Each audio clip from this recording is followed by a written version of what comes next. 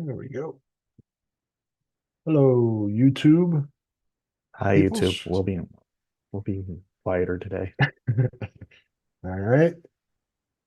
Post link on Blue Sky. Post link on Twitter.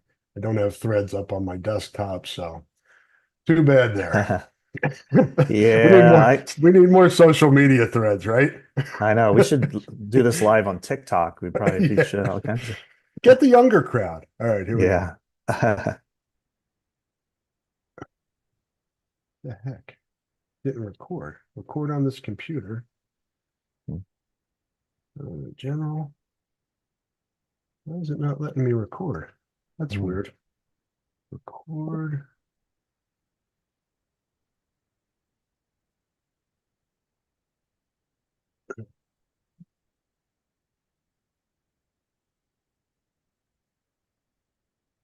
Um, Weird. Sorry about this. Not sure what's going on here. Hmm. It's bringing up a window. Free disk space is less than 1 gram. Select another folder or delete some files. I don't have space on my computer. Oh man. Well, talk amongst yourself here while I delete some shit. Oh, I said Um, a bad word. oh man. Come on, Rob. Oh, let's see. Desktop. Anything on here that I can get rid of? Yeah. Let's go. Got to be stuff on here that's purgeable. Yeah, get these going. This can go, this can go, this can go, this can go, this can go, this can go. All right, go to my. This is scintillating podcast Yeah. This is content. what this is what happens when we watch TV and have their phones in our hands and stuff. Yeah. So All right, delete immediately. Let's see if that helps things here. yeah. All right, let me try to record on this again. Nope, it's still not letting me do it. Huh. Wow. It's always something. Let me see here. Documents. I'll uh I'll cut this part out on the actual um podcast because nobody wants to listen to this. Hi guys, how you doing? What's going on today in the Hello. room? Well, I've got some old hotspots in here I can get rid of. Yeah. Sometimes what I do is I'll click on like a file name or whatever, and if it's like video, I just delete them all, Yep. just All and then right. then then go to your recycle bin and then delete out of the recycle bin so that there's no nothing left there. But Yeah, I Mac has a delete immediately function, which yeah. is nice. Um, but this is not good stuff. All right. I've got a bunch. Trash. Delete immediately. Delete. Let's see if that allows me to do it. Hello Hmm. there, and welcome to the Hawkeye Hotspot podcast. Delayed but not denied today. Had YouTube folks will confirm this. We had a little issue here. I had no space on my computer to record the podcast today, so we got it figured out. It is Thursday, November the 21st, about 9:15 a.m. Central Time. I am Rob Howe, joined by Scott Docterman from The Athletic, and yes, this is the Hawkeye Hotspot podcast. Little housekeeping here before we get underway. Got some complaints, some concerns from you folks, several folks about last week's podcast with Mark Morehouse and the language on the podcast. I don't really have an excuse or an explanation other than I didn't really pick up on it because it was three friends just kind of shooting the crap. I won't say the S Yeah. word. I'll try to keep this as Yeah. plain as possible. But in Uh, future podcasts with Mark or otherwise, we will try to watch our language. So Best behavior today, Scott. Yeah, well, if any of you have watched Ted Lasso, and I know a lot of you have, and I have, and I I enjoyed it. watched I the love it. first season. For Yeah, some reason we just haven't gotten into the second, but we will. Sorry. yeah, I would get into the second, third. I think the second, especially the second one, is the best season of them all. Um, there's a character, Roy Kent, who is Mark Morehouse. And especially when he becomes a coach, you can really see it, and it's hilarious. And he gratuitously uses the F word in that show, and Mark kind of does that in life. And but as Rob mentioned, you just don't think about it a lot of times when we're be thinking, BSing, be thinking.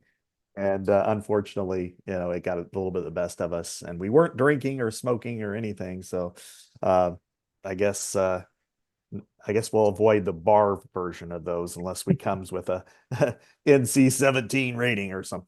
But Yeah, and I don't want to dismiss your concerns at all. I appreciate you guys listening to the podcast, and it wasn't malicious in any way. It was just kind of general conversation with folks that have salty language at times, but we'll be more cognizant of what this is and who might be listening out there, and be a little better moving forward. Right? We all need to be better. yeah, All yeah. right, Scott. Well, we're coming off a bye week. Maryland on Saturday. And we joked before we started recording that we talked about this a lot in the offseason, like the potential for a quarterback controversy. And what is Cade going to look like now that he's back? What do they have in Brendan Sullivan? Jackson Stratton was kind of an afterthought behind Marco, and he got hurt. I mean, it's just been really, I think I was talking to somebody who's been around a lot longer than I have. 3 years before I got here, 1994, there was a quarterback carousel at Iowa. And that's the last one the old timers can come up with. I don't remember the names. Do you remember the names of the guys that were involved in that, Scott, in 94? I know they got 94. down to like their fourth or fifth string at one point. Gosh, I'm trying to remember now. I'll I'll go to say this, that I can go and check real quick, but um, yeah, I was in college, but I was too busy doing other things with my life. I hate to say that. I Hey, wasn't. I went into hey, the we're school. keeping this podcast clean today.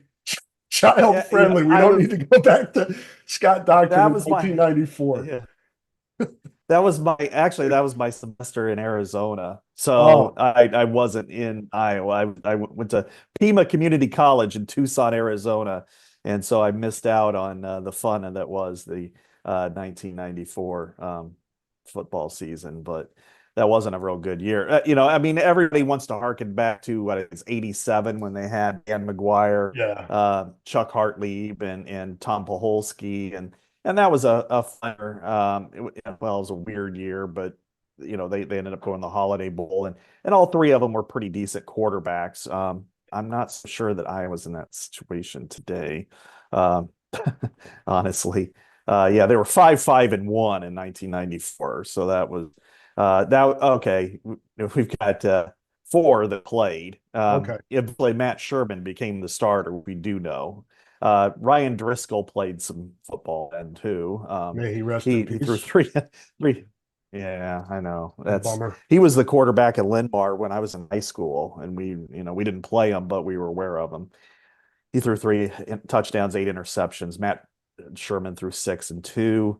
Mike Mike Dupre. Dupree. I know somebody's going to read. Yeah. And then Jefferson Yates also got a little action, and Corby Smith. So there were five guys that got action that day or that year. So, um, you know, that was a Pat, 5-5 Pat season, Hardy. Rob. Pat Hardy just sent me the tweet. He covered that team. Jefferson Bates, Corby Smith, Mike Dupree, Matt Eady or Yeah, EYDE, and Ryan Driscoll. So yeah, you got him and as well. That's Sherman. yeah, Yeah. sure. That's yeah. I think that probably most closely resembles this year when you take in consider injuries and things like that. And yeah, it's been weird.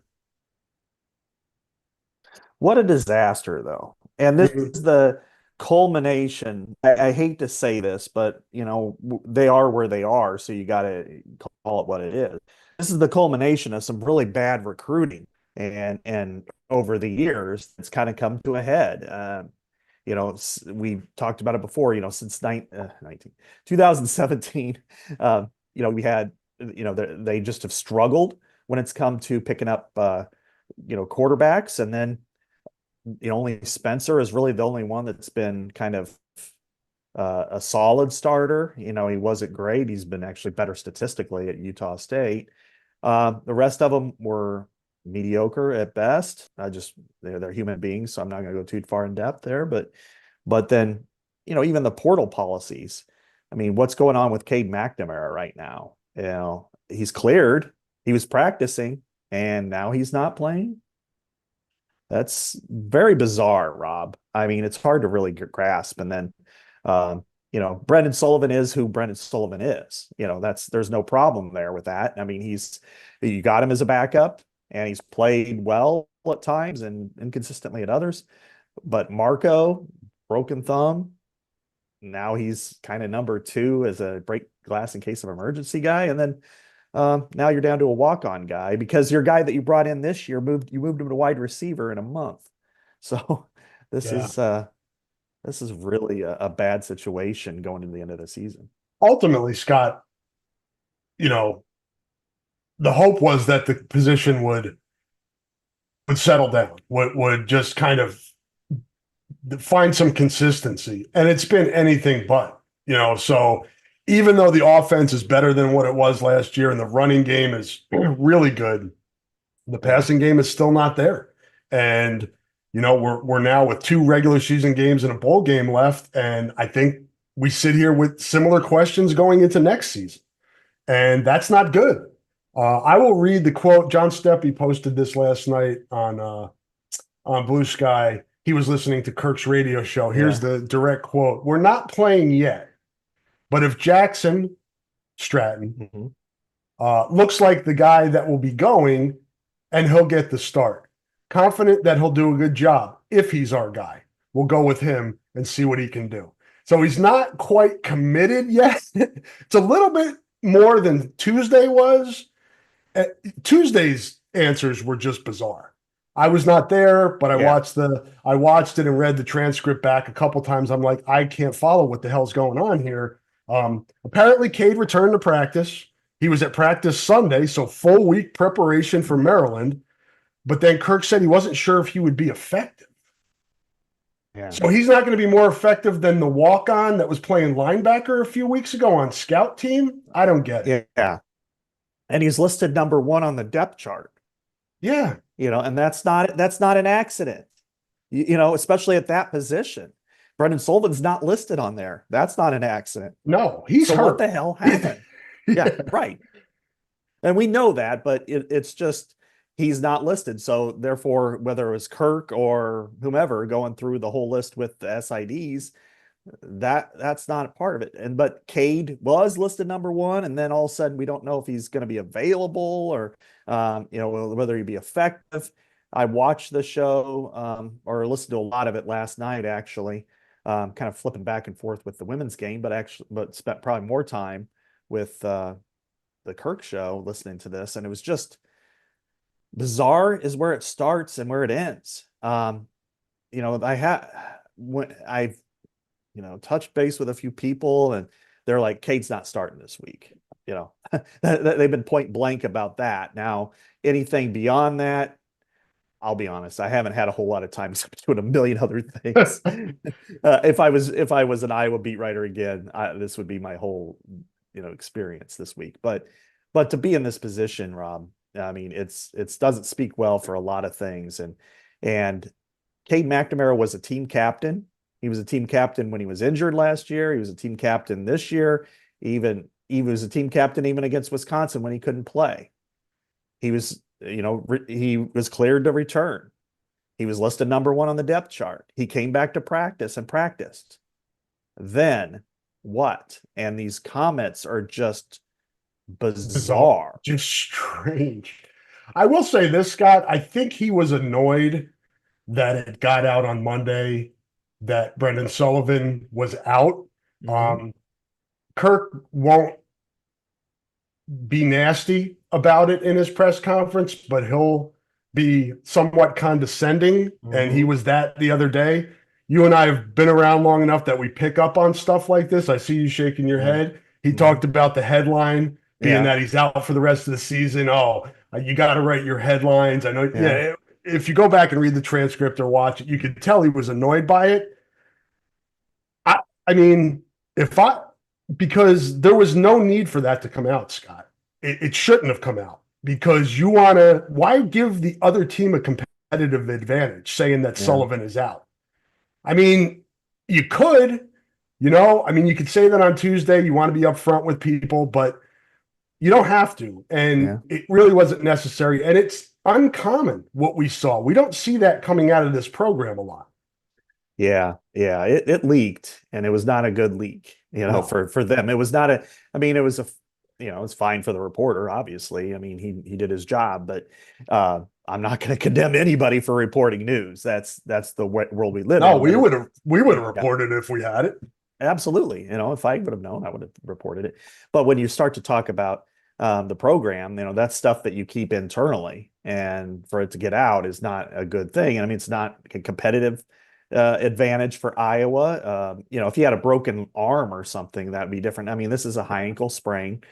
He was wearing a boot, last week, probably is now. I haven't seen him since then, but so you just okay. Well, what's the prognosis? I'm sure that they want Maryland to have to prepare for a running quarterback and the potential for a throwing quarterback. And now that they don't have to prepare for a running quarterback, they can pretty much enact their entire scheme. It's a different scheme. Yep. It's not like back when is it going to be Petrus or Padilla? There's really no change other than one's taller and has a bigger arm. Uh, even Rudock and Bethard aren't that different from No. one another. But what when you're talking about Sullivan and McNamara, they certainly are very different from one another. So I think this is, he was annoyed. It got out. He was annoyed about all the questions. But equally annoying on the flip side is he didn't say anything that made any sense whatsoever. It was like, I don't know if he was doing his weave or what, but it was certainly part of it. And I, I'll tell you this, Rob, and I don't want to, I'll preface everything I say here by saying if Cade McNamara is physically or mentally unable to go, I wish him the best and I hope he gets better. If it's not one of those two things, if he's capable of going and there's a reason that he's chosen not to go, then that is an epic fail of character. And I'm not going to call it that for him personally, but I'll say that if that is the situation, if he chooses that, to quit, to say I'm not going to do this anymore, the low part of this is just obscene. I mean, because in today's world, Rob, they get paid. This isn't Spencer. And Spencer was a mentally tough kid. He took it all, and he got a lot of grief, a lot more than Cade ever did. And And like you said, none of the other quarterbacks that left were paid. yeah, none of them. And we've been fair to an extreme when it comes to critiquing college athletes, in part because they haven't been paid and they haven't necessarily, and even the ones that have come here haven't necessarily been mercenaries. Yeah. I mean, the ones that, hey, well, I'm just here for the paycheck type of thing. If you're going to be there for the paycheck, then yes, you're going to be scrutinized like I would an NFL player. And Cade has had a huge injury history, both physical and, having a concussion. That's terrible. And I wish him the best. If he's cleared to go and he's fine to go, and there's a reason why he doesn't want to go, then once I get a little more clarity to this, then if you quit on your team, that's open season. I'm sorry. In today's world, you came here for a major paycheck. There's not a lot of statistics that back up what you've done or haven't done, and were voted a team captain. That's in good times and bad. That's whether you're starting or you're backing up. You expect your teammates to be there for you when you are when you're the starting player, you better be there for them when they're not. Now, again, I I hate saying that kind of stuff because I still don't know. And if there is some lingering effects of a concussion, then none of that is relevant. But if it isn't, then I think that's a really a strong character flaw that Kirk Ferentz won't forget probably for the rest of his career. Yeah, and it doesn't add up, right? We talked Yeah. about it a few minutes ago. If he's back at practice on Sunday, and then on Tuesday, the coach is saying he doesn't know if he's going to be effective after putting him at the top of the depth chart that he filled out on Sunday, something happened in that period of those 2 days. Don't know what it is. Scott obviously is hearing some things. Um, but, you know, that would be um, a super bad look from him. He has been through a lot, and we talk about mental health with athletes. Mhm. Sometimes it manifests itself in different ways.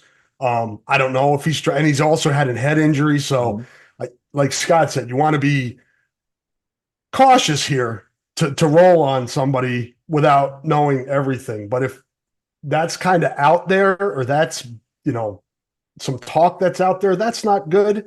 And it just adds to this situation that we talked about at the top of the unsettled nature of this position at Iowa for this decade has just been crippling, really, Mhm. for this offense. I mean, you have one of the best running backs in the country, and you still can't throw the ball. That's Mhm. messed up, man. I mean, the teams are trying to take Caleb Johnson away, and you still can't beat them through the air or down the field. Now, Jackson Stratton appears to have a good arm. If you talk to Tim Lester, Kirk Ferentz, anybody, players, he can chuck it. Mhm. That's good. So maybe he extends the field. I think if you're looking for a positive that comes out of this, Scott, as we talked about earlier, you start looking towards 25 now. You have to start looking towards 25 in practice, just in conversation. And nothing is more important than figuring out this quarterback position. The downside is you lose evaluation time for Brendan Sullivan these last 2 weeks. Hopefully he can get back for the bowl game. Portal opens December 9th. You have the data you're going to get on Brendan Sullivan in the games and in practice for this before the portal opens. Get a chance maybe these next 2 weeks, Scott, to see Jackson Stratton. Does he fit it? Does he fit into this equation? And I'm telling you, I'd put Marco in there too Mhm. at some point. I mean, you don't have to have him start, but maybe put a series in there. If Stratton's the passer, make Marco what Brendan Sullivan was. He's Yeah. the runner. He's your red zone guy. Go with that. If Cade's unavailable, do that. You want to win games, obviously, but with your situation at quarterback, you're Yeah. probably going to have to win like you did last year with Yeah. defense and special teams anyway. So get a look at the quarterbacks and make a decision, make a determination of where you sit right now going into 2025 and what you need to do in the portal. Right. This is it. They only have there's only 8 days left in the regular season. Yeah. I mean, and that's the crazy thing because the season goes so fast. I mean, because the off season is so long. Yeah. You know, yeah, I mean, it's just insane. But they have a real, for program for 2025, an existential question. What are you going to do in quarterback in 2025? Yep. And that starts and ends with it starts with Brendan Sullivan, frankly. Do you believe that he's the quarterback that can win you, let's say, win you a championship in the Big Ten? If you believe that, then you give him every resource and move forward with that. And you go to the portal and, in my opinion, go get a second, maybe even a third year guy that has a lot of talent. Maybe he's been buried on a really good depth chart. The example that I use would be Luke Altmaier in Illinois a couple years ago. Ole Miss went over and got Jackson Dart, who's been fantastic. Yeah. Luke Yes. Altmaier was stuck. He went to Illinois. He's been really good. He'd be a really good quarterback at Iowa. That's the type of player that would be available. There's a lot of 3 and 4 stars that get trapped on a depth chart because, like at Ohio State, Julian Sayin is a true freshman who's going to be their future. That Yeah. leaves three other quarterbacks in limbo that were high star quarterbacks. Now, and I'll use Ohio State as an example. If you believe that Brendan Sullivan is your guy, that you want him to start next year, that you think that the team will respond to him, maybe you go get Lincoln Kienholz, who's the number 3 at Ohio State if he enters the portal, and he's your number 2. And maybe you work together with Brendan, and maybe he's your passer, Brendan's your runner, Brendan's your leader. You're bringing Lincoln along, and then eventually he takes over for 2 years or whatever. Or if you say, I don't think Brendan Sullivan can win us a championship, then you got to go get your quarterback, the best ones available. Excuse me, and maybe that's Devin Brown, the current number 2 at Ohio State. Who's kind of like Cade a couple years ago. I mean, he's a different player, of course, but he's a guy that might be available. And then you do what it takes to bring in number 1, and then you deal with the ramifications for Brendan Sullivan and the rest of the quarterbacks there from there on. So I think they have 2 different routes that they should go, because Jackson Stratton, I think, rightly so, everybody's going to give him the benefit of the doubt for this week because there's no other choice. But he better show a lot for me to curtail any thoughts about the portal. We saw, Purdue was the one team that kind of persevered out of this when they had Aiden O'Connell. Yeah. And, and they had some other guys who were pretty decent that ended up playing well at other colleges. But, Jack Plummer was one who's pretty good. But Aiden O'Connell was great. And he was a walk-on from the Chicago suburbs who, you think about going, Iowa could have got him for, pennies on a dollar, and and Yeah. of course he probably wouldn't have been nearly as good. So because the development is equally as poor as the recruiting. So anyway, I don't know. What do you think, Rob? Am I in good shape? I'm pretty much in agreement with you. I guess if you're uncertain about Sullivan, he might be the guy. We need to see more. I almost think the best thing to do is get a guy in the portal you think can start next year. Let him compete with Sullivan, and may the best man win. If Sullivan doesn't like that, because he kind of left Northwestern when he was in a competition, there could have been other reasons there. He hasn't said much about why he's left. He left Northwestern other than he wanted something different. But you can't be afraid of hurting people's feelings at this point. As you said, they're getting paid, and the quarterback position is getting paid the most, parallel to what the NFL does. You gave McNamara a decent amount of money for him to be your 2-year starter. It didn't work. You can't make that mistake again, Scott. You can't go in there for a guy of McNamara's status and miss again, because then you're looking, you may get lucky, and who knows, maybe Stratton's the guy, maybe Marco emerges, maybe the Sullivan kid that's coming in next year emerges. You never know what's going to happen. But if you go into the portal, I think you have to invest in this position to make it better. You can't go into next year thinking maybe Brendan's the guy, maybe one of these other guys is the guy. You have to have, we've talked about it, you got to get a difference maker at that position. No question. And that's where Kirk, Tim Lester, Tyler Barnes, other coaches who are involved, this can't be a decision that they decide, let's make over the next 8 days. This is one that you've got to see kind of progressing through the season. I'm not saying you pick your guy now, but you pick your avenue. And then you go get your guy. And I think at this point, I think Brendan is a really good story.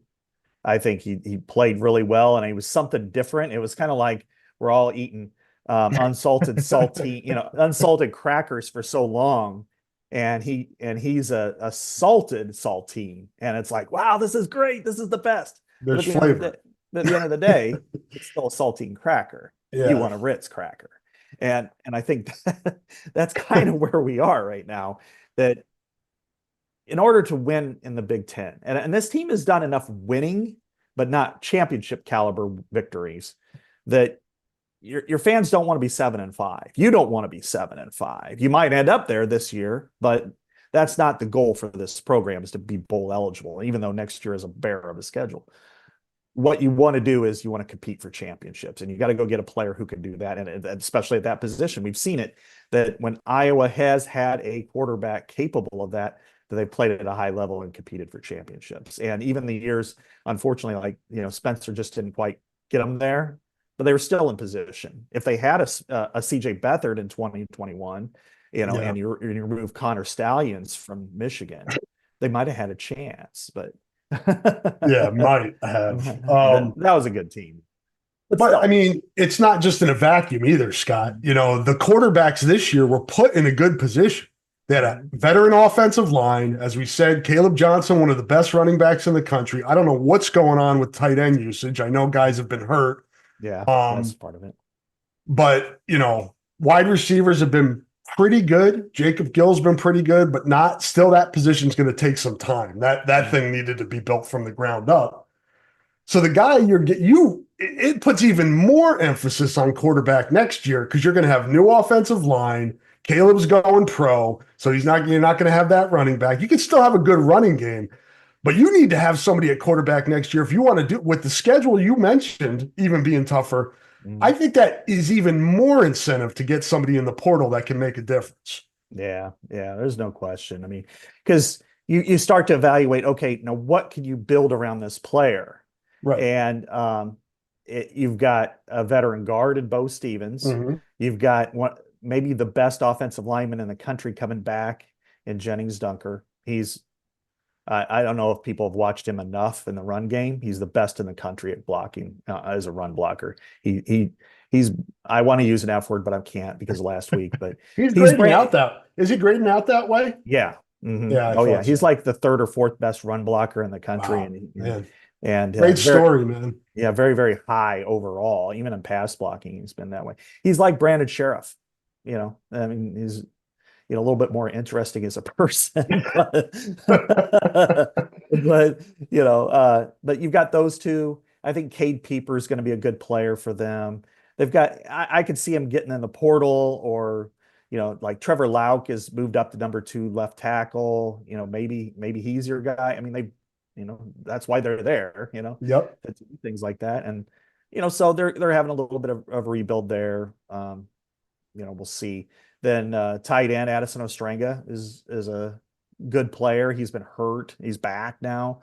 Lachey's been hurt most of the year, and that's really been unfortunate for him, because I thought he would be an All-American caliber tight end. I think receiver has gotten a lot better. I don't think it's good, but I think it's a lot better, and that's decent. And I think the running backs Moulton and Patterson are good. Nobody's Caleb Johnson right now, and that's fine. Quarterback, though, is a huge question mark. And as you said, with that schedule and with a lot of, and then you're also got to look and understand the makeup of your team, that this team has been built defensive first for a long time, and there's a lot of change. Yeah. So you may have to score some, I mean, you want to anyway, but you may have to put more emphasis on offense to keep up, because your defense is going to be so new next year. And so I think that's the path I would go, is if Devin Brown, or like what Minnesota did this year, got Max Brosmer from New Hampshire, who was great there. And he was like an All-American FCS quarterback. He enrolled at semester, and he has gotten steadily better through the course of the year. And we might see the culmination of that this Saturday, and potentially one of the biggest upsets in the country. Yeah, that's going to be a good game. We'll talk about that during our picks, which we missed last week. Apologies for that. But I mean, does Cam Miller have any eligibility left? I don't think so. I think that's he's too done. bad. But that was somebody they should have just, God, you think about, this, to me, this is the crux of the whole discussion, is that they've went out and, it's like you got a farm pond and you've got great fish in your farm pond, but I don't want to go there. I'm going to go over here, and there's nothing. Or you think you catch something and it's nothing. And you're just like, but it's right there. He's 8 miles up the road. His dad's the coach. He's been feeding you great players for, a decade plus. they would have been so much better off with Cam Miller the last 3 years than they have been with anything that they've had now. I mean, it just shows you that give these guys a true evaluation, and I think that they just went low hanging fruit so many times. They've trusted too many people too many times. I mean, it's like, hey, I work with your quarterbacks and I've got a Yeah. quarterback too. Oh, let's sign him up. Hey, this kid from Jacksonville came to our game and oh yeah, he's our guy. Why? What made him your guy? Yeah. And then a month into the season, you move him to receiver. Carson May, he's from Oklahoma. You don't know anything about him. He came to your camp and you're like, oh yeah, he's our guy. Now he's third team at Abilene Christian. It's just unbelievable. Yeah, it's been the what we've talked about. It's the identifying and recruiting, then it's development when they get here. And those things have both failed miserably. And we see it at the receiver position too, and attrition obviously is a big thing Yeah. at both of those positions. But receiver is going to take some time because it's a group position. It's a bigger room. You got more guys to choose from, and you can kind of build with different players that, different receivers that can do different things. You kind of put that puzzle together. But quarterback, as we've seen at Indiana, you can go out and get a difference maker if you do it right. And the hope here, Scott, is the people that were making decisions previously on this, one is gone, and we'll see him in Maryland this week. Yeah. And the other, the head coach, Kirk Ferentz, hopefully is a little bit more hands off here, and they let Tim Lester, because I think Tim Lester knows what he wants and I have confidence in his experience in identifying and developing quarterback talent. Yeah. I'm there with you on that. I think at this point, there's nothing that tells me that, oh, I don't know about this guy. I mean, all I have to do is look at some of the numbers here. I mean, they averaged 29 points a game. Last year was 15. I mean, their total offense numbers last year was 234, which was the worst in the Big Ten since 1984. This year it's 347, which isn't great, by the way. That's 101st in the country, but it's still more than 100 yards better than last year. And at least there's an identity, Scott. Yeah. It's a run offense. Yeah. And you hope to get something off the pass, which they just haven't gotten enough of. Not enough of. And the way he tweaked the running game. Yeah. He created an identity there. A mid-zone run, which was perfect. And it's like, how did last year's offensive coordinator not get it? Why didn't you create a mid-zone run? Because it allows your guards to get out to the second level much quicker. Their aiming points are different. It's more, instead of, play side, number, it's now more what they call screws, which is the helmet. And so they're, that foot and a half matters a lot. And they're quicker, they reach their aiming point more. And then you have a running back like Caleb Johnson who can hit it hard. But it's not just Caleb Johnson. It's the other running backs too are having great success. And so that's a running tweak that your running previous offensive coordinator and your head coach, which are running guys, didn't figure out, and he did. So give him the keys. And I think he has the keys to most of this. And he's made some mistakes too. Don't get me wrong. I mean, the Iowa State play calling at the goal line was just foobar. And I think there's some other things that I'm sure he wants back, but by and large, and then it comes back to quarterback play. He made some great calls against Michigan State that the quarterback did not execute. Yeah. I mean, it was very poorly executed. Missed throws on open guys. They were schemed for him. So I think you let him cook. I mean, and this is the position that Kirk needs to be in, and I'm glad he's in, especially with all the stuff with Bryant, because be the CEO. Yeah. Hone in on some details, explain what you want, but then let your chef cook. And I think he has done that. It's just they have to rebuild the positions. I would say Tim Lester, you can make a case for Greg Davis being more qualified when he took the offensive coordinator position, but Tim Lester's as qualified as all the other. And I'd put him in Greg because he was a head coach. Greg Davis wasn't. Yeah. So, I mean, if you believe in him and you hired him to do the job, let him do the job. And it seems, I'm with you, it seems from some of the changes, some of the wrinkles that we've seen this year, that he is being allowed to do what he wants to do. He Mhm. just doesn't have the personnel to really do what he Yeah. wants to do. Yeah. I mean, there's there to me, there's like different levels of the problems on offense Yeah. over the time, which is I think they went out and tried to get guys. I mean, and Yeah. you got to praise them for what they attempted to do. I mean, you think about it when you have they went and got Cade McNamara, who should have fit in this offense and Yeah. what they want to do. And even last year especially, but this year too, they went out and tried to get a left tackle who was here for half a semester. Now that has turned out to not be the big issue this year, but still, they went out and attempted it. They went Yeah. out and got a 4-star wide receiver from the Ohio State University that was from the Chicagoland that never panned out, and he made some ill-advised decisions in a lot of areas. So I think overall, that to me isn't as much their fault as just what happens. But Yeah. then the overall attrition and the overall, when you look at the aggregate, that's where it's like, oh my God, this is, quarterback, receiver. Yeah. That's where the problems lie. And so I think Tim knows what he's doing. He's got a good scheme. He's got a scheme that kind of marries what Kirk wants to do with a modern tick. Be physical, run the ball, be a Shanahan offense. The verbiage is really long and hard, but it's like German. German, they put like 8 words together, and you're like, oh my God. Like the word to Yeah. sink is das Waschbecken. It's like that in Shanahan language, but outside of that, it's it's really, I think hand him the keys.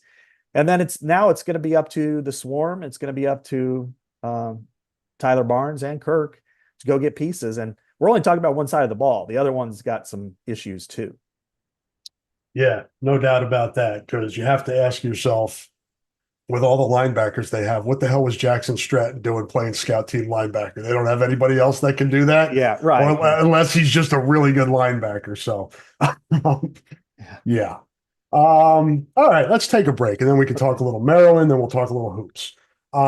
Support for the podcast comes from Systems Unlimited, celebrating 50 years of providing services to people living with disabilities and mental health needs throughout East Central Iowa. A list of their services and upcoming events can be found at sui.org. That is sui.org.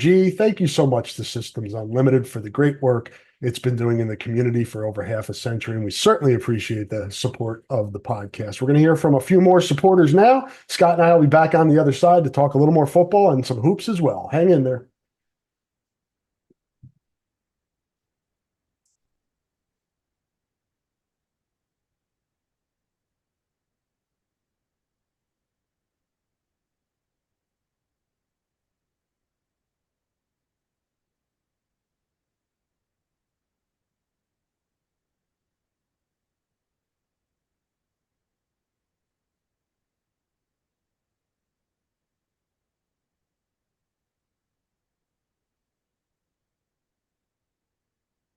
And we are back on the Hotspot podcast to let you know that switching is easy. We do it all the time. We switch on the lights, we switch TV channels. Some of us switch partners while square dancing.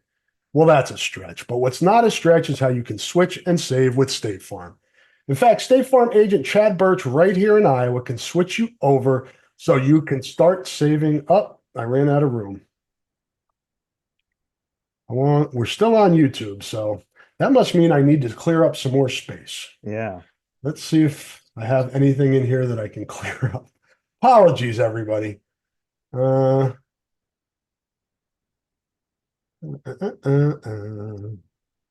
I'll be able to, Oh, that's fine. We'll get yeah, it. I'll be able to splice this together. The YouTube will be a little wonky, but I'm not sure how many people watch that anyway.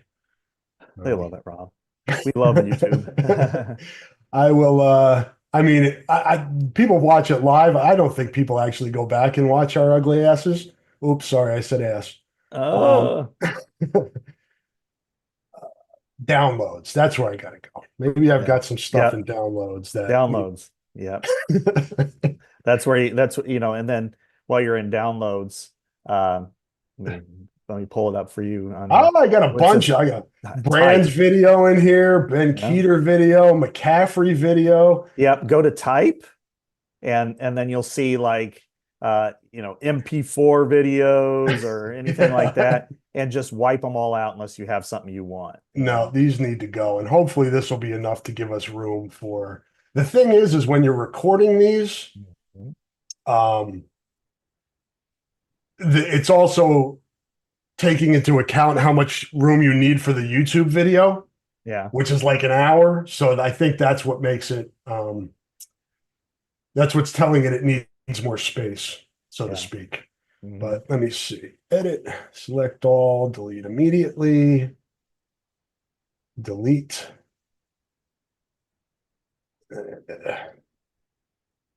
Yeah, I think I ended up getting quite a bit of video out of there. So hopefully I've been getting warnings to clean this off for a few days. So it's my fault. I apologize. All right. Move those to trash. All delete immediately. All right. Let's give this another shot here and I'll start that read again. All right. Little Okay. technical difficulty there. That's me not having enough space on my computer to satisfy what Zoom wants to do with our files here. So I'm heading back to the reads. Switching is easy. We do it all the time. We switch on the lights, we switch TV channels. Some of us switch partners while square dancing. Well, that's a stretch, but what's not a stretch is how you can switch and save with State Farm. In fact, State Farm agent Chad Birch right here in Iowa can switch you over so you can start saving today. Chad and his team are ready to welcome you to the State Farm neighborhood. With Chad Birch, it's easy to switch and save. Just give him a call when you want the real deal, like a good neighbor. State Farm is there. Hardcore Hawk fans gotta have a Kinnick Scoreboard Entertainment Center. Contact Fanatics Furniture at 319-750-0005 or KNICK3615 at gmail.com. Scoreboard Entertainment Centers. Be hardcore. 319-750-0005 or KNICK3615 at gmail.com. Black Angel Restaurant, downtown Iowa City. Check it out. Scott's a fan. I saw Pat went there during the weekend last week and got some breakfast and put the picture on social media. It looked really good. Get out there. Black Angel Restaurant, Perez Brothers Tacos, El Banditos, formerly of those establishments, now Black Angel. Go check it out. All right. Let's talk a little Maryland, Scott. Okay. Family reunion of sorts here, pretty much downplayed and overshadowed by the quarterback conversation this week. But Brian Ferentz, offensive analyst for Maryland, we spoke about him before the break about some of the shortcomings with Iowa's offense under his command. I saw some comments from Mike Loxley. I don't know when they were from, probably from the summer, but just him talking about why wouldn't he bring Brian on with his expertise in offensive line and tight end. And that makes sense to me. Brian is not a bad football coach. He just didn't work as the offensive coordinator here. He knows the game. And my guess is he's probably helped Maryland a little bit, even though it's 1-6 in the Big Ten.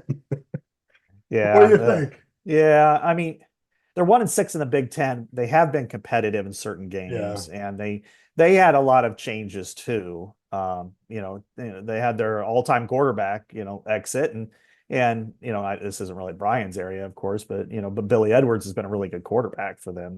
They're a high-flying team. I mean, they got a lot of great skill players, which is never really an issue with Maryland. It's kind of usually everywhere else. Yeah. But Ty Felton is as good as any receiver there is that you've played, that Iowa's played against. I mean, I would put him, probably number 2 behind Jeremiah Smith and alongside, Emeka Ibuka or Daniel Jackson from Minnesota. We haven't seen him this year, but Pat Bryant from Illinois. he's probably the second best receiver in the Big Ten, and he's an NFL guy. And this is a program that produces NFL guys at that position. DJ Moore and Stephon Diggs, and we saw them both play, and so I think that's I think he's probably helped them in some areas. I'm sure he has. He's an expert in offensive line. I've said that over the years for several years that Brian is still, I regard, one of the best offensive line coaches in the country. That if he was at that position, he would be an asset for any team.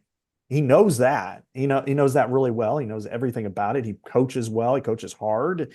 But we've seen him with lines that are more average than this one have some really good success, like 2016 when they had 2,000-yard rushers. That was Brian. Brian was able to get the most out of Boone Myers and Ike Bucker and guys like that. And so James Daniels was the only one with really an elite starter kit, maybe Sean Welsh, but I do think I don't know what his next phase is, what his next step is. I hope for his sake it's somewhere else.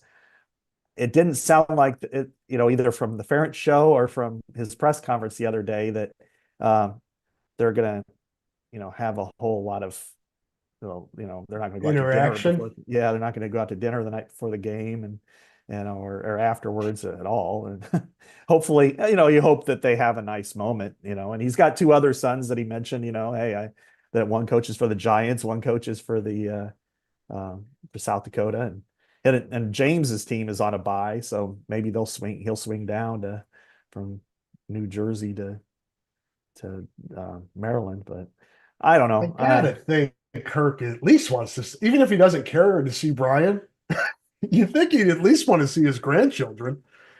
So my guess is they're going to meet up and do it, at least have a little family time. Yeah. I mean, take advantage of it. You're flying halfway across the country. You're not going to see him for Thanksgiving. Yeah. So you have a chance, have some fun, hang out.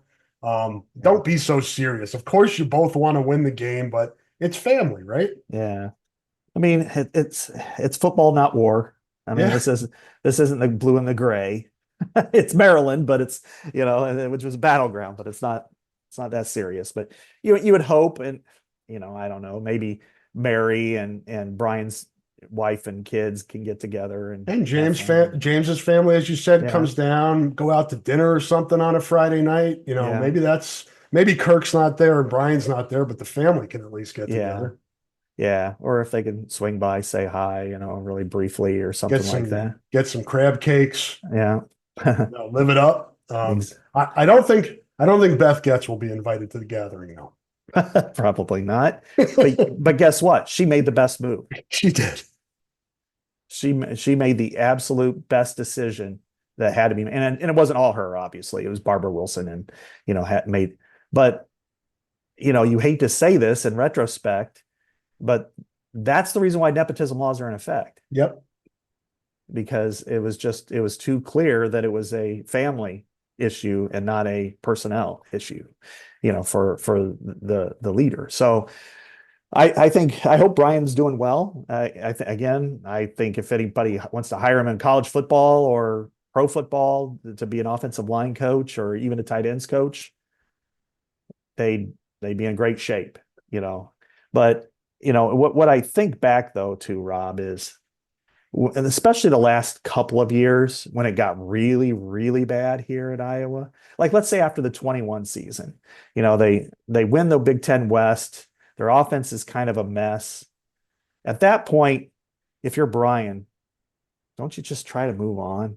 Save not only yourself, but your father from this kind of reckoning and situation. Instead, he doubled down on it and kept doubling down on it.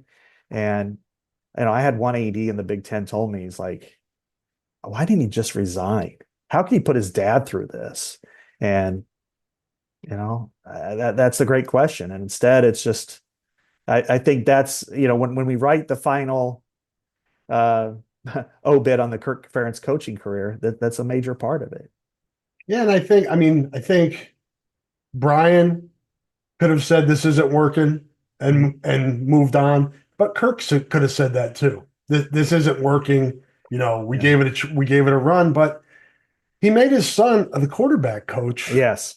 And that's like we just spent how much time talking about quarterbacks? Probably the first half hour, 40 minutes of the Yeah. show. Hmm. That's a big component of why the thing is a mess right now, and it didn't work. And Yeah. like you said, at least people on the outside of the program who had the ability to do so said, enough. Yeah. This isn't working. So now you start from 2024, and it's going to take a little time to rebuild this. And then obviously, uh, inconsistencies, poor play, and injuries at quarterback have not helped the situation. But at Mhm. least I think this season, Scott, I think if you're just being objective, as we said earlier, you have a little bit of hope that with a good quarterback and what we've seen with offensive changes this year, that this thing can get better moving forward. Yeah. Agreed.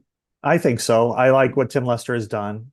And again, it's some of it is skewed by the fact that we've watched this offense for so many years since really Stanley. But even then, it underperformed, and I don't know that it was the player's fault. When you had Brandon Smith, fill it up. I mean, let Yeah, him go get the ball once a quarter. He's I mean, Brandon to me was probably the best high point go route guy that I've seen at Iowa.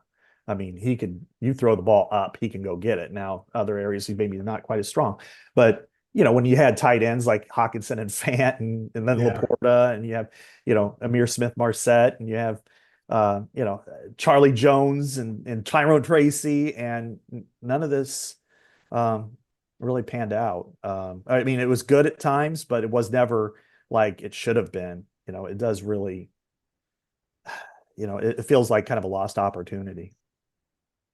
Speaking of Saturday's game, Scott, I haven't done a deep dive into Maryland. I know you're better with numbers. The one thing that popped out to me is the Terrapins, I believe, are 30th against the run this season. Obviously, as we've talked about, that's Iowa's strength.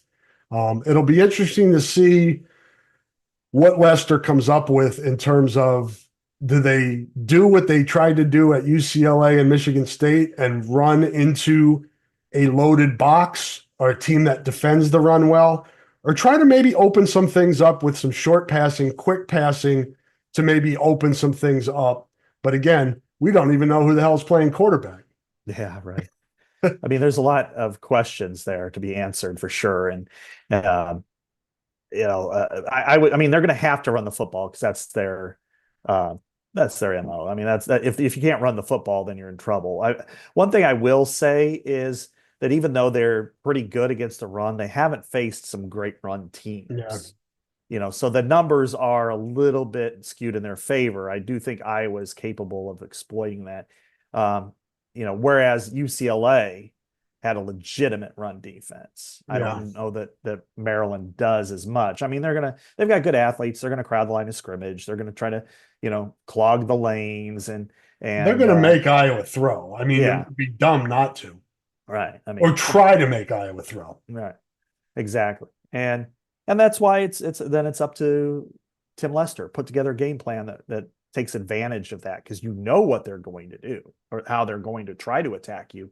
Now you've got to counter off of that and still be able to do what you want, which is, in this case, I don't know what kind and not knowing enough about Jackson Stratton, I don't know that is he a good is he just purely a drop back guy? Can he run boots? Is he good?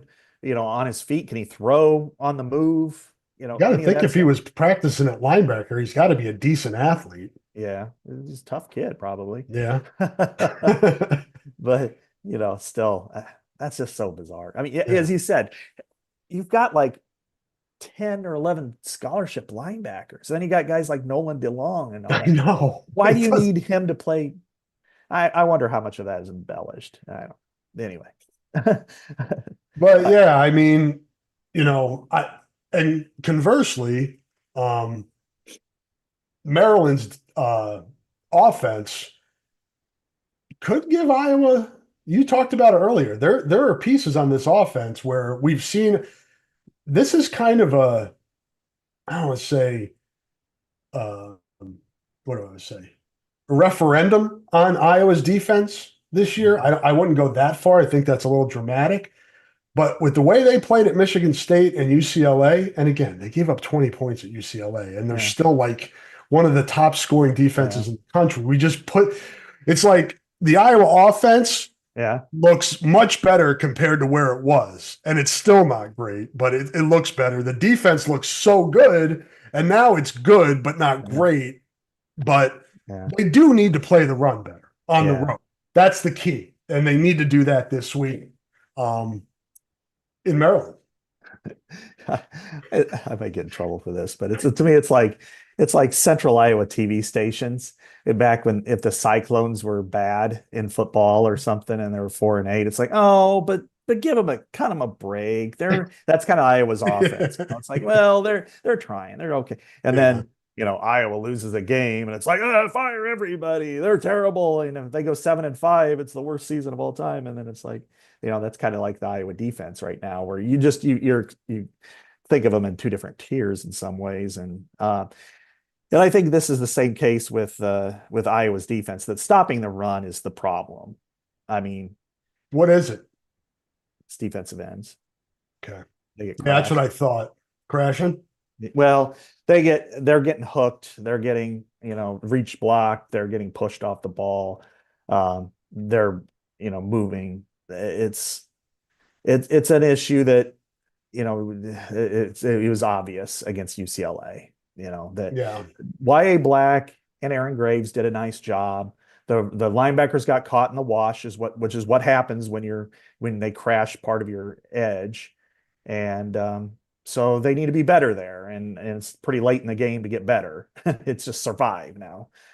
So that to me, outside of quarterback, if you were to ask me what's priority number two, it's defensive end in the portal.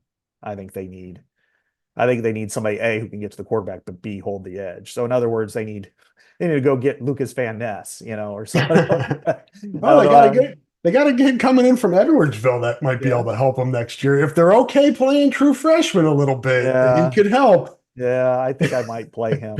I think I get him on the field a few times, and his brother should have been starting his second year, no question. But Yeah. that was the kind of, well, anyway. Parker was a good player and still is. So Yeah. I'm not gonna criticize Parker, but when you have AJ Epineza, he needs to be on the field a little more often. I think Yeah. that's what they need to do there. I do like their backups at end. I think Brian Allen, and I think Max Llewellyn's probably their best pass rusher from the Yeah, edge. I'd agree. And I don't know, how does Kenny Merriweather figure into it in the future? I think there are two players that maybe still could use a COVID year, maybe Logan Jones and Ethan Herkett. I don't know if they will, but I mean, I've seen Logan pretty high on that yeah, pre-draft stuff, like center stuff. He's really improved his stock this year. he's one of the highest graded. He's the highest graded in the Big Ten, in his abilities that people have completely overlooked because they think of him as last year or missing the snap all those times with Spencer. Um, he's probably improved the most out of any offensive lineman. He is good. He is a really good blocker, and I expect him to go probably in the third round of the draft and be a player. He's not Tyler Linderbaum, but he's not that far off either by Is now. he Austin Blythe? He hung in the league for quite a while. That's a great comparison. I think he's a little bit better than Austin. Austin was really good. He was a Remington finalist. He was a seventh rounder, but Yeah. he hung in the league for what, 7-8 years, and went to the Super Bowl once. Started some games at guard. I think Logan has a better athletic ability than him, but I think he's a starter in the NFL. So And then Herkett, I could see coming back. yeah, he would be one. He's that like Zach Van Valkenburg type of Yeah. thing, where he finally gets his due and maybe he makes that step up. I would, in some ways, I kind of think he should be more on the other side than the Yeah. right side. I think he should be left because I think he's a little bit better against the run, and maybe they could use another pass rusher. But but that's their decision. They're going to have to figure out. And then plus, I do still think they need to go out and get a guy. And then you look at Terry Thompson, man. He could have been, he's had a decent year, I guess, at Western Michigan, but he blew an opportunity. He could have been, and he listened to too many people in his ear, and then he tried to come back, and it's like the door's shut. We don't have the numbers for you. Yeah, that's too bad, but we all make decisions and we have to live with them. Mm-hmm. Exactly. It's your own responsibility. And so, they had some questions on that side of the ball. And then, of course, at linebacker, Jay Higgins apparently is Good to go. working his way back. Kirk said last night that he thinks he'll be able to play, that he'd be surprised if he can't, and kind of apparently at practice, because Dolph was giving out secrets last night, that he said that at one point, Harrell was in there with the first team defense, and then Higgins ran in there and was like, no, it's my defense, and during practice. Yeah. So, I would like to see some more Jaden Harrell here during the last 3 games, though, to just kind of, again, it's not quarterback, but is he your middle linebacker next year? yeah, right. I absolutely. And I think when you got somebody who has a hamstring, you want to make sure that you don't overexert it. And, Especially because he's got NFL draft prep coming up, and that's something that can really linger if you don't let it heal properly. yeah, exactly. So hopefully he can, I would hope that they can get Harrell in for some series or something like that. And then, make it a half-half situation on Saturday, and then maybe he can be full go against Nebraska. That would be my hope. Yeah. That makes sense. Well, we were going to talk some basketball. We're about an hour in here. The basketball conversation was basically Scott and I going to Iowa men's basketball on Tuesday night and being alarmed by a crowd that's gone from bad to worse for Iowa basketball. And we had the comments from Peyton Sanford after the game in the Quad Cities last weekend. It's not a good situation, and one that we'll talk a lot more about on this podcast, I think, because I'm not sure that it's going to correct itself this year. We'll see what happens. Obviously, Iowa State should sell out. There should be no reason that you're playing a top 10 team at home and not sell out. And then they play Northwestern, I believe, in the first Big Ten game late November, early December in there. So those are games that if you're talking a couple thousand people at those games, and obviously Iowa State's not going to be a couple thousand, but it's in a bad spot right now, and it would take a lot of discussion from us, and I don't think we have the time or energy right now on this podcast to dive too deep in it. But I will say, in watching the team, Scott, I am intrigued. It's a different style. It's a lot of full court press. It's a lot of pressure defense, even in the half court. Deep. I think they play 9 guys. I think 5 guys scoring in double figures. It's just a different type team. There's no Keegan Murray. There's no Luka Garza. Freeman's really good, but he's only a sophomore. Peyton Sanford is really good. He's not Keegan Murray. He's really good. But the pieces around there are really interesting. Drew Thelwell's good, man. Yeah. I really liked what I saw from him the other night. I agree. Yeah, there are a lot of different directions we can go with this. If we want to start on the floor, I like this team. Let's stick to basketball today. We'll talk about the attendance down the road because that's going to take a while. I was juggling a bunch of stuff, but when I was watching the game, it was the first time I'd been there. First time I really been around the basketball team this year, just to kind of get I didn't go to media day. I was at media day, but that was my first game. I guess I was at Big Ten media day, but I didn't talk to anybody there from Iowa. And then I like the makeup of this team. I really do. I think they've got a good chance to be a good team. As you said, with Drew Thelwell, I've been kind of paying attention to the message boards and what people have said, and overall, I'm like, wow, he's your guy to me. How does that correlate with Brock Harding? I don't know. That's a dynamic that they're going to have to figure out, and that's why Fran gets paid the money, because it's certainly not to bring fans to the arena. It hasn't been this year. No, and it hasn't been, his own volition for a while. And I think, didn't they? I thought they ran a ticket special the other night too, on top of it, and people still didn't bite. No, there's an apathy for men's basketball that's just not going to go away until there's a regime change. It's just the way it is. We can say, well, if they're better if they get to the Sweet 16. I just don't know that that's the case. Because honestly, when I do watch this team, and I mentioned it at the game, and then to you kind of before we start talking, I'm like, I look at Peyton Sandfort and I look at Owen Freeman in particular, and these are guys that back when in the 90s, when I was in college, or in the 80s, or in the early 2000s, or whatever, they would be beloved figures. They They're play, like they're like Bruner, yeah, Palaska, Horner, that type. I mean, I know Freeman's not an Iowa guy, but he's from, he graduated from the Quad Cities at yeah, least. He's pretty close to here. yeah. I kind of get that vibe from those guys. I look at Peyton Sandfort and I imagine him playing with Andre Woolridge and Ryan Bowen and Kent McCausland and some of those guys. And he fits right in. And his intensity is contagious, and it's fun to watch because he cares so much. He wears his emotions on his sleeve. He plays so hard. It's he should have been the Chris Street Award winner last year. I mean, it's just there's so much there that I like.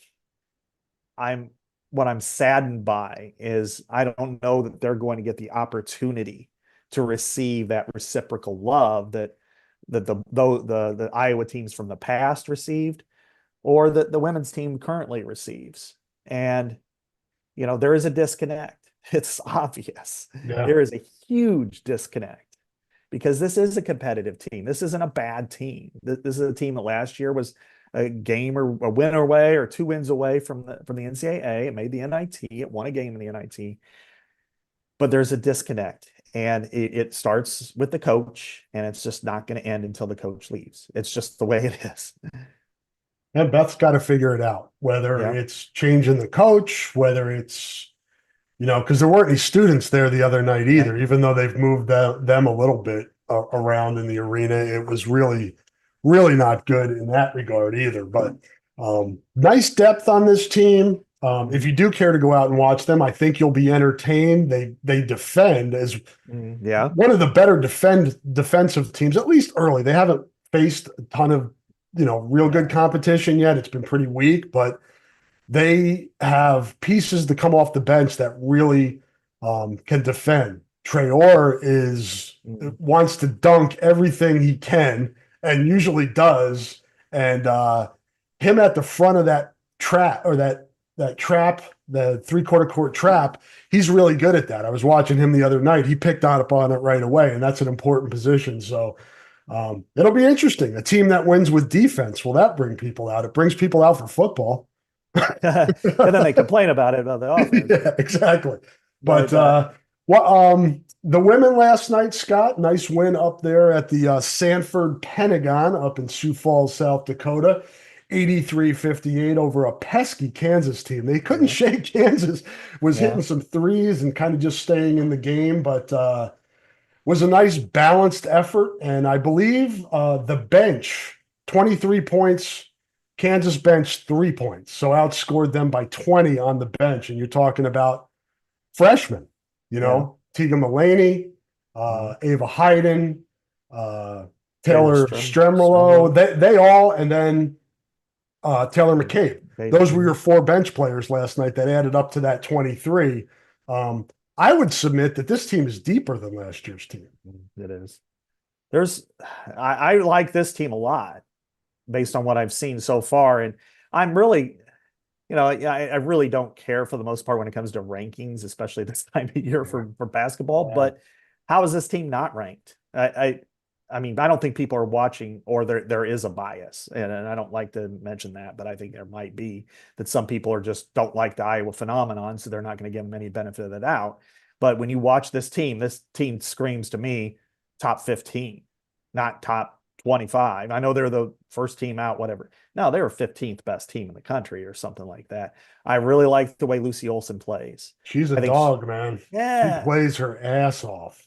She's feisty and fast, and she's got great handles, and she has a mid-range game. She can score. You just have to put it out of your mind. There's no Caitlin Clark here. We're not even going to discuss Caitlin Clark. Let's discuss this team. And then you have, I like the way Addie O'Grady has played, because she's kind of, this happened a lot with like Michael Jordan and back in the day, that sometimes players that weren't with him and his abilities and didn't mesh well, that he was really hard on them. Sometimes they're very hard on themselves. And I Yeah. think that might have been the situation with Caitlin and Addison O'Grady. Not that she didn't like her or whatever, but it was just she wasn't doing exactly what Caitlin wanted her to do. It And seemed like obviously some of Caitlin's passes are very hard to handle, yeah, and Addie yeah. struggled with that. And I think like what it kind of snowballed, Mm, and she'd miss one, and then it'd get in her head because Hannah, after one of the recent games, Hannah said, really proud of Addie. She's playing with confidence, and that's the mm, key to her. yeah, And you exactly. can see the confidence. Yeah. I mean, 27-10 at Drake. That's really good. And there are a lot of really great passes. There was one that I saw last night. I think she made it. It was you had Feuerbach and Falter, and then there was like a layup, and it was just like really crisp execution passes in the post. Falter's still coming along. I mean, she fouled out. She's She's still stuck working about her way back. You yeah, can tell she's not 100% yet. yeah, surgery, and then you have, um, I really like the freshman. You could tell with, there was this, I think it was Jan had mentioned that Taylor Stremlow is kind of like built from that Kate Martin, Sydney Falter, mindset, just Yeah. very, a hard-nosed leader type, and you can tell that. I think Tegan Malini is really skilled and versatile. Ava Hayden is going to be a really good post. And then, I can't wait to see, I don't know how healthy she'll be or if she'll redshirt, but Aaliyah Guyton, when she gets a chance, I think she's going to be in there. And that's, and Jan had discussed that before, that part of the reason why we went out and got Lucy was because Aaliyah was not going to be able to play, or they weren't sure. So maybe it's not the worst thing in the world if this year just work your way in slow, and then Mhm. next year work alongside Addie Deal, and Yeah. but this is a program on the rise and people love it. um, I don't think it's mutually exclusive to like both men's and women's basketball, but I think it's obvious where people's hearts are right now. Yeah. And their time and their money. I mean, you've got, you talk winter, wrestling sells out, women's basketball sells out. And Mm, it just seems like the men's basketball is an afterthought for the fan base right now.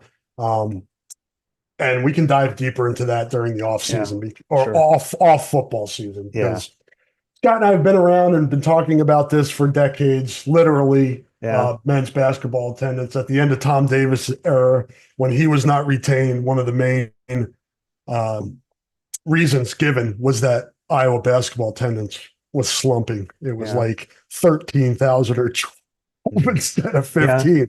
And look where we are now. So Well, you never know. you look at the differences, and I've done this study on the financial part of this, and it's pretty obvious that um, over the last time that they've made $4 million in ticket sales was 2005. And that team Yeah, was Bruner yeah, and that was their. Horner. But then It was the year before that, it was right? the year, and that's when Pierre Pierce hit Yep. the second time, Yep. and that's when they've never hit that peak again.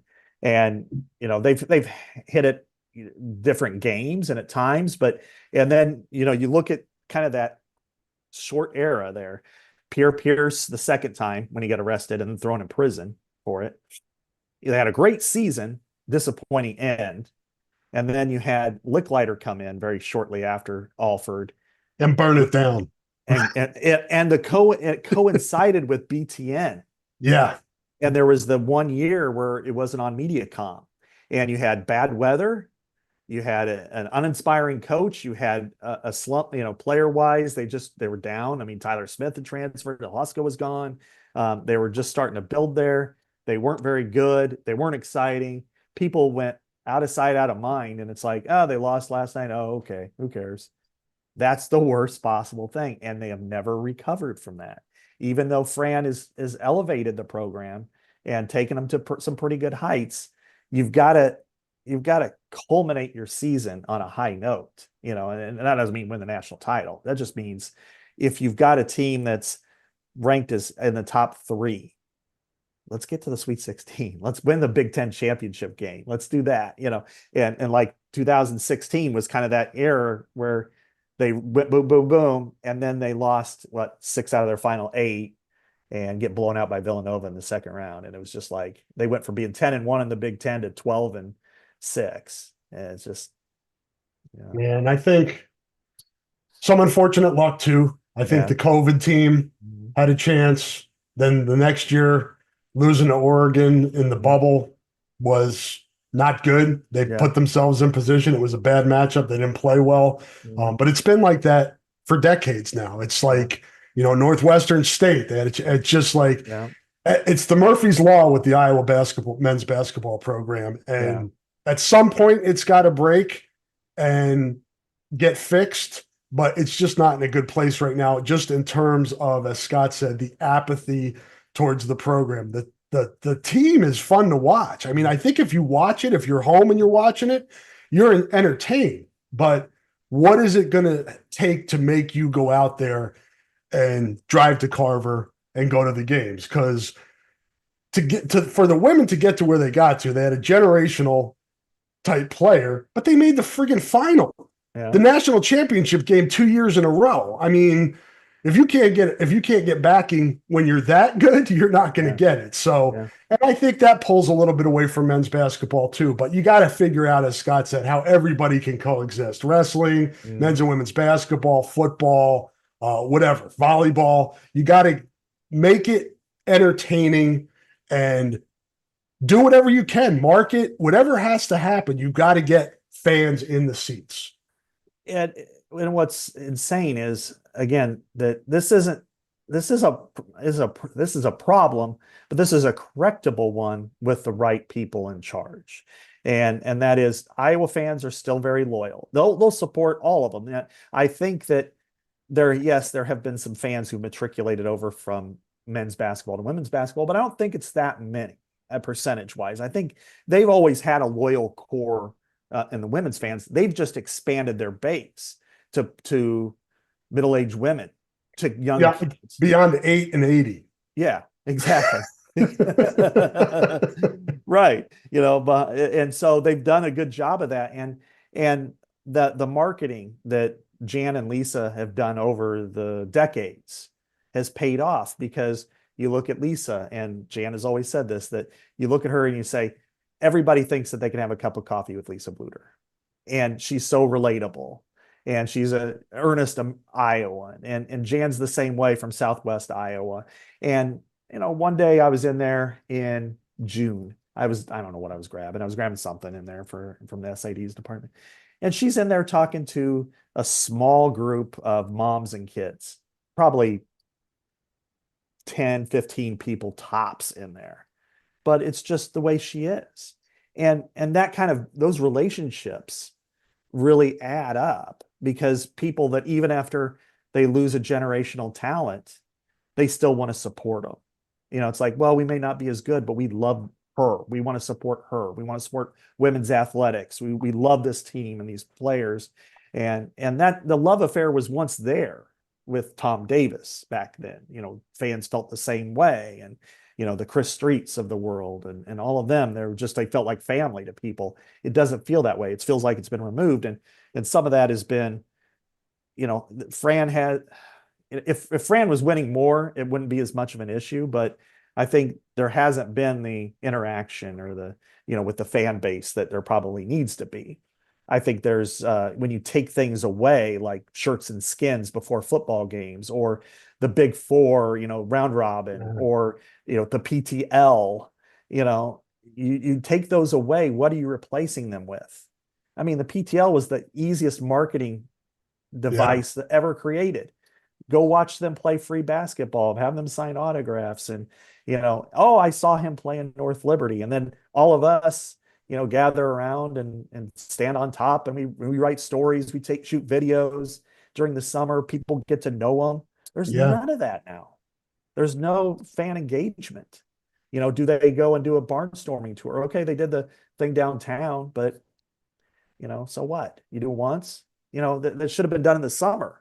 Maybe they should, make that part of their NIL. that, all right, we're going to go to Cedar Rapids today and go to, go to Lindale Mall, and Yeah. we're going to sign autographs, and we're going to have a demonstration, and we're going to talk to you about why you need to support Iowa, and go to Des Moines, go to Davenport, go to Burlington, go to Dubuque, nothing, crickets. It's just, we play basketball, and I'm going to talk in a monotone voice, and that's it.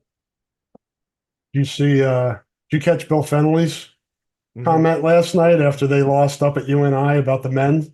Mm-hmm. If you missed it, Bill basically said, playing in-state games is tough. That's why the men don't do it. Yes.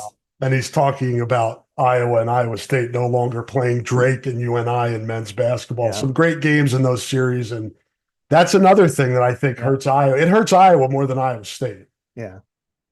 And then it hurts Iowa to look across the state and to see what they've done multiple times, over the 10 years, and see where Otts is as his program, and how relatable it is and how good it is. And well, why can't Iowa be that way? Well, Iowa's had some really great players. They've had 2 first-rounders. They've had Luka Garza, maybe the greatest player, Jordan Bohannon, who has some of the greatest stats, Joe Wieskamp, who's a pro, not going back a little further, Tyler Cook and Jared Utoff and Aaron White, and list goes on. They've had some really great players, but they haven't put it all together, and then there's a disconnect. Yeah. It just there's just no, fans just don't. They've turned to apathy. That's where it is, and that's the worst possible thing for Iowa men's basketball, because if your fans are apathetic, that means they don't care. You win, great. If they lose, oh well. And you want them angry. You don't want them apathetic. And we'll continue to monitor the situation moving forward as we go to games and see what the crowds are like. So I'm sure this is going to be a conversation throughout the winter. But we're going to end it. We're going to end the basketball conversation today and go to our picks so we don't forget them again this week, like we did last week on the X-rated version of the Hawkeye Hotspot podcast with Mark Morehouse. Yeah, right.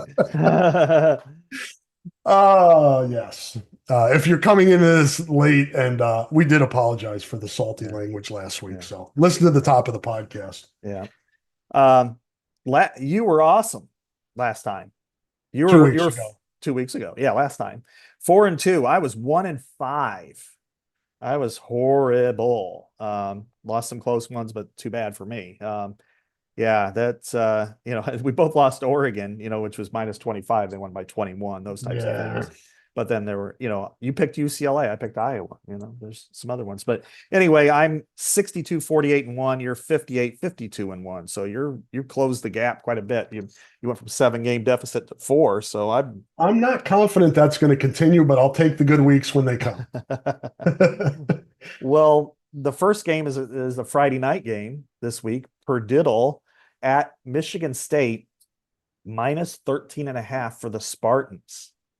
I'll take Michigan State. I'm not betting anything on Purdue. Yeah. I read your story on the Athletic. They're the worst team in Power 4 football. Yeah, they're the only team that hasn't beaten an FBS team this year. And when you've got the guy, he's 38 years old. He was the defensive coordinator at Illinois, and a very good one. 2 years later, he's calling the offensive plays. That's something you need to reevaluate. You may have a problem. Yeah. Second one, this is the game of the year, maybe in the Big Ten. Indiana at the Ohio State University. Ohio State -13. And this is scary weird, because I could see Indiana hanging, or I could see oops, and then all of a sudden it's Ohio State off the races. I'm going to go with Indiana. I don't think they're going to be intimidated by the Death Star, and I'm betting not money, but just on this, that they don't commit the turnovers and they keep it at least close. So I'm going with IU. Yeah, Ohio State's got some injuries too. Isn't their center hurt? I saw it. Yeah, they've got. I'll take Indiana here with the points. I think Ohio State wins this, maybe by a touchdown or 10 points. I think almost 2 touchdowns is a lot to give up, because I think Indiana's legit. Yeah, I think they're legit. I've seen them. I saw them in person, and I was, they were the most impressive team I've seen in person. Ohio State was obviously really good against Iowa. I thought Indiana was better the day I saw them. And it wasn't just because of the final score, it was the execution, it was the way they played and the intensity that they play. I saw Oregon against Purdue. They slept walk and won 35-0. If they wanted to have won The 69 to scary nothing. thing with Ohio State is they can cover that. It just if that offense clicks with those receivers and running backs, it could like I know you probably feel the same way. If there is a team that wins by a lopsided score, it's going to be Ohio State in this one. If Yeah. Indiana wins, it'll be a tight game. Yeah. Um, Illinois -1.5 at Rutgers. You would This think is that would be higher. Yeah, Rutgers originally, I think they came out as the favorite, like -1, and it's kind of flipped. Rutgers is 6-4, Illinois is 7-3. This is at Rutgers. Oh my. I'm going to take Rutgers. Okay. I'm going to take Illinois, but I'll say this, that I'm expecting them not to go all Illinois, which is they get to this point and then all of a sudden they just, Yeah, it's like they have these really emotional games that they play and they do well. And then they just poop the bed yeah. in a game And that you figure they should at least be equal or better than the team they're playing. and I would say this year they have not done that Yet. That's what I mean. They got 2 more games left, but Oregon's better than they Yeah. are. Penn State is better than they are. Minnesota is a really tough opponent. That was a very good competitive game. That wasn't Illinois hoop, like they have in the past. That was just a game. And, but in the last week, they did what they needed to do against Michigan State and won decisively. So a game that I did not expect to have any kind of value at all, but it certainly does. The winner puts itself, at least one of them, in a position to maybe go to a bowl game, and that's Northwestern at Michigan. Michigan -10.5. If the Wolverines, the defending national champions, win, they get to go to a bowl game. If they lose, they're not going to a bowl game because they got to play Ohio State the next week. We know what's going to happen there. I am going to go with go blue to cover against Northwestern. I am too. Northwestern's not very good. I know they've had some good performances this year, but wildly inconsistent. So is Michigan. I think I was flipping through your and Stu's bowl projections earlier this week, and I was like, wow, Michigan goes from winning a national championship to the Pinstripe Bowl. I know. That's I'm great. like, whoa. There's a lot of teams that aren't crying boo-hoo for them in the No. Big Ten. They replaced Ohio State as the evil empire because of the Stallions situation. And their former coach is doing pretty well in the NFL. He is. He's better than the current one. Yeah. And that's for sure. But Penn State -11 at Minnesota. This is the trap game to end all trap games. I'm taking the Gophers, and I wouldn't be surprised if they win outright. I'm with you. Right in step. I think Minnesota can win this game, and I certainly think it can cover the 11 points. Yeah. Penn State hasn't won there since 2010. And the history doesn't really matter as much, but they've got players at different spots that make things challenging. They have the best receiver on the field in Daniel Jackson. They have the quarterbacks are fairly even. They have a good left tackle who's going to go against a great defensive end. And so I think there's a lot there that they have the ability to hang close, if nothing else. And then they have a great kicker. He screwed up in week 1, but maybe he wins it this time.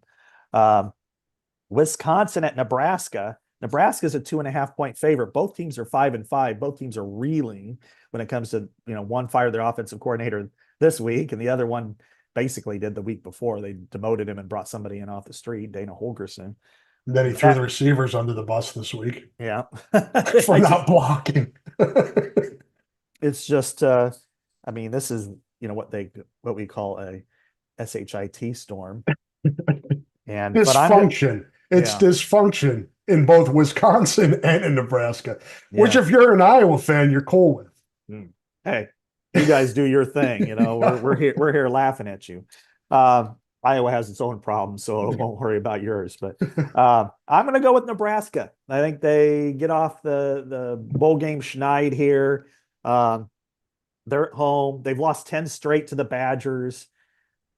I wonder what the Badgers are thinking mentally, especially the way Luke Fickell was and um, his tone deaf comments. So I'm going to go with L Badgers, or I mean the Huskers to be 6-5.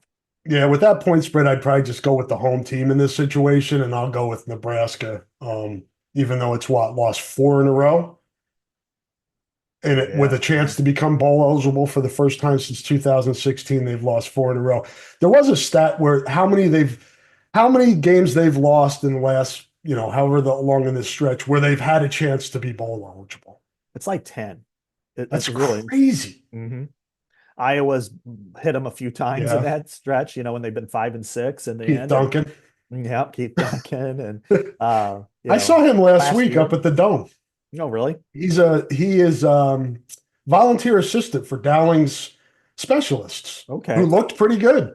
He looks like he's doing a good job, even though they lost the Valley. Too bad for Liberty. I thought they kind of had a really bad call go against them that should have won the game. Yep, they did. But congrats to Southeast Polk for returning to the state championship game. Last, a non-Iowa game. USC at UCLA. USC is a 4.5-point favorite. This is a really wild game. Tricky. I'm going to go with the Bruins in this because they showed they could run the ball against Iowa. USC doesn't have a good defense. USC is great at home. They're not good on the road. However, it's not like the Rose Bowl is really the road. I mean, it's a taxi trip and there might be more USC fans there. Yeah. It's hard to pick this one, but I'm going to go UCLA. What's the number? 4.5. USC is favored by 4.5. So I'm going to take UCLA in the points. Yeah, I will too. I'll take the home team there. That's probably a field goal game. And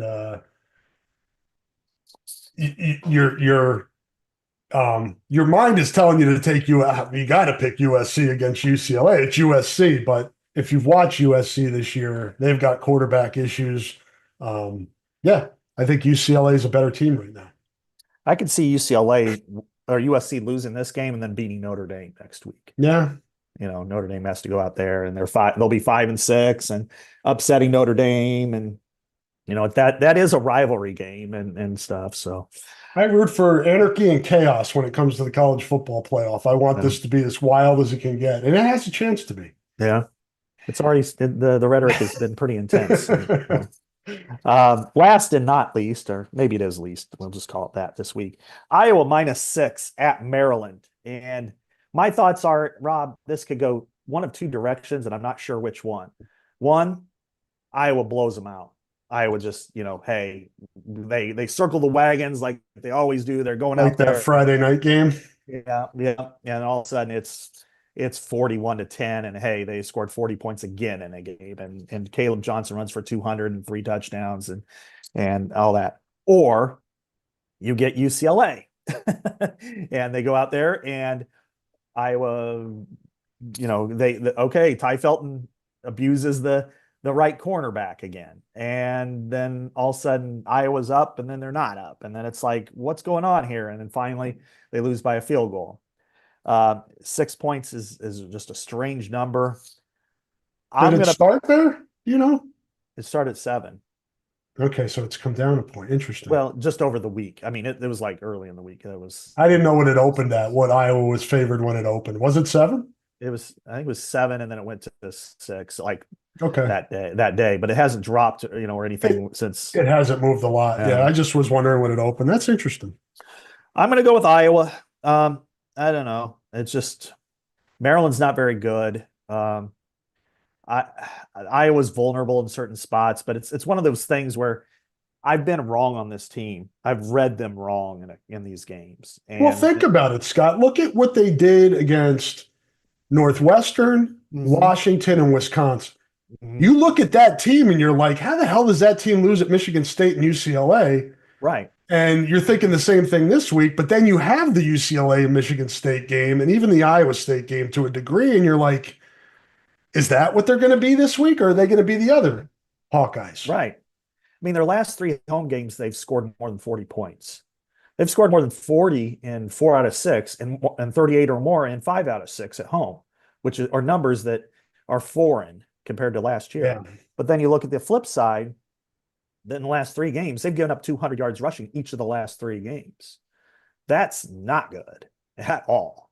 Yet, this and the scary part is UCLA had the 133rd rushing offense, Yeah. and they still allowed that to happen. Now they played better. I'll give them that, and they blocked better. But still, I'm going to still go with Iowa. I think Iowa has a better team. I've seen Iowa again circle the wagons better than most.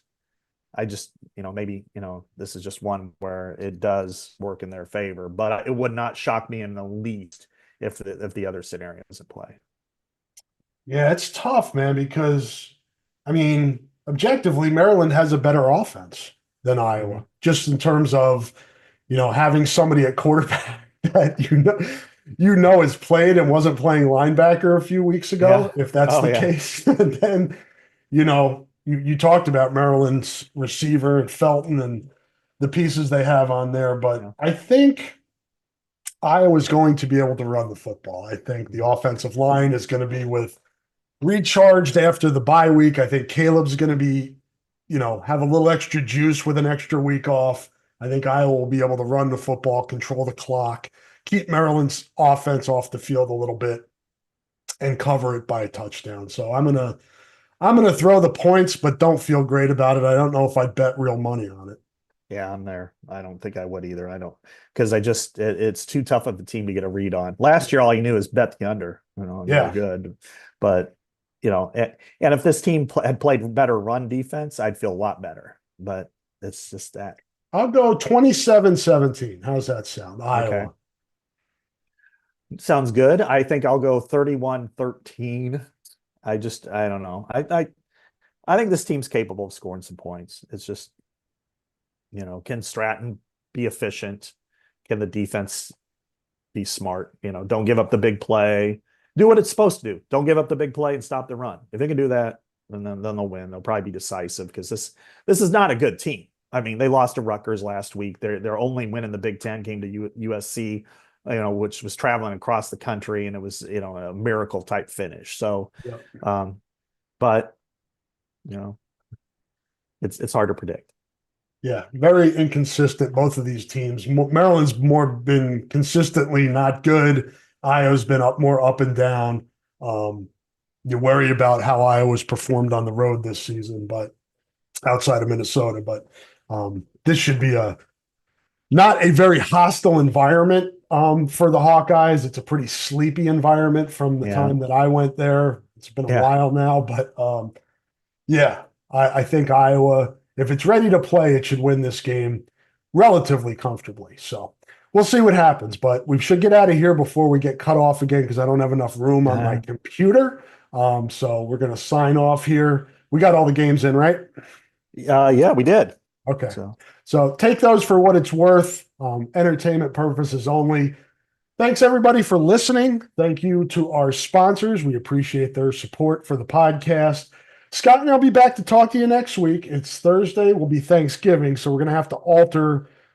Is it next week? Next week's Thanksgiving because it's Black Friday. So we'll have to alter that. Maybe go on Wednesday, preview the Nebraska game, recap this one, catch up on basketball and wrestling, catch up on that. The Iowa men tomorrow night, Friday, November the 22nd, are in Kansas City against Utah State. So if you're in that area, check that out. Saturday night, Carver Hawkeye Arena, Iowa State comes to Iowa wrestling. So that's a biggie, the Cy Hawk wrestling. And then Sunday afternoon, the Iowa women play host to Washington State. I believe that's 3:00 on Sunday. Those are sold out, but you can probably get tickets if you want. So those are the other sports other than and then there's soccer, right? Soccer's playing round of 32 this weekend too. I went to that game on Friday night. My wife and I did. I saw that. Yeah, I enjoyed it very much. It was a very enjoyable experience. Felt like Friday night football. Yeah, those are that's a good team and one that I would suggest and recommend folks watch. Good representation. Dave Diani in the soccer program is good representation of the university. So give them some support. So We appreciate you supporting the podcast by listening, and we'll give you a heads up early next week when we'll record next week. So stay tuned for that. I'll put that out on social media feeds. Thanks again, everybody. We'll talk to you next week. Say goodbye, Scott. Goodbye, Scott.